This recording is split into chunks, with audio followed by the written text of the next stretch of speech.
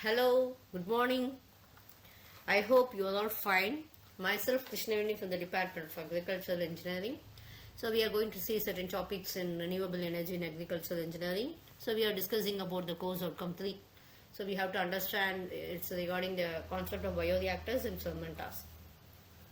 So today we are going to discussing about the last topic, recovery of products or downstream processing, purification. So everything else will be intermingled, okay? So we'll be seeing what are the steps in the downstream processing. So this is fermentation, growth and all.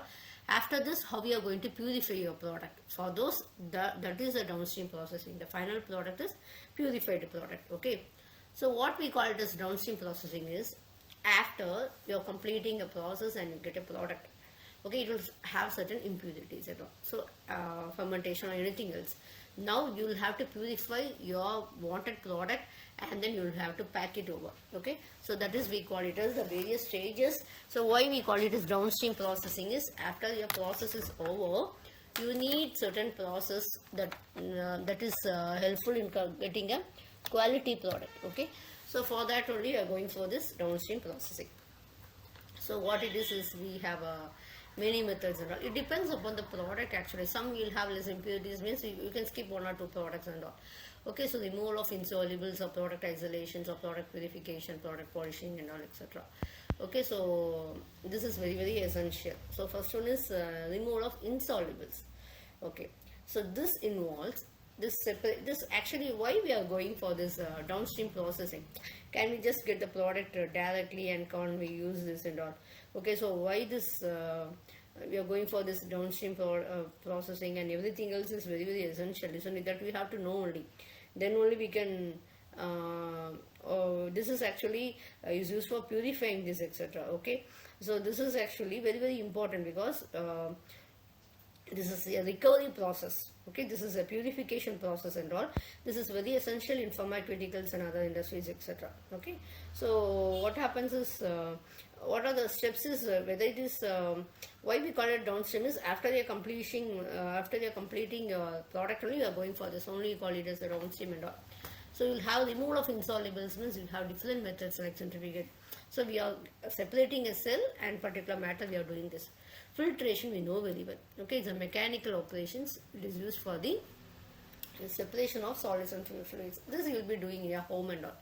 Isn't it? What you require is your tea, right? So you need to drink a tea, but tea powder is very essential. But the tea powder is not needed. It's required to make your tea, but you don't want a tea for tea powder. That is in the sense it's like a notice is like a waste and all. So that you are going to remove it. Okay, so that you are going to interposing a medium to porous material and all. So fluid will pass. Okay, the solids will be retained. So that is and when you take it as drinking water and all, we do it purifying this rainwater, something which comes from the roof and all. It will have certain debris and other things else. Okay, some leaf and everything. So that you will be doing this. Okay, the solid particles we call it as a filter cake. So the solid particles means that is the solid particles which is deposited, we call it as a filter cake and all. Okay, so what happens is we get it as a final product which is very pure. Next process is centrifugation. Centrifugations we apply for gravitational forces. Okay, it will be depending upon the particle size, density, difference between the cells and also the broth viscosity, etc. So used for centrifugations, it will be used for separation of mixtures, etc. Okay, more dense components migrate away from the axis of the centrifuge. Okay, so the less dense components will be migrating towards the axis. The more dense components will be present at the axis of the away from the axis, in the sense it will be in the layer. If you take it as a bowl, means the central axis you will have less dense components, along the bowl side you will have this more dense components, etc. You may have a tubular bowl or a multi-chamber disc bowl, anything else. Okay, sedimentations, what it is actually is this is applicable for large, but this is one of the biological treatment process, etc. It will take only 3 hours and all. Okay, so this we have learnt very elaborately in your previous video.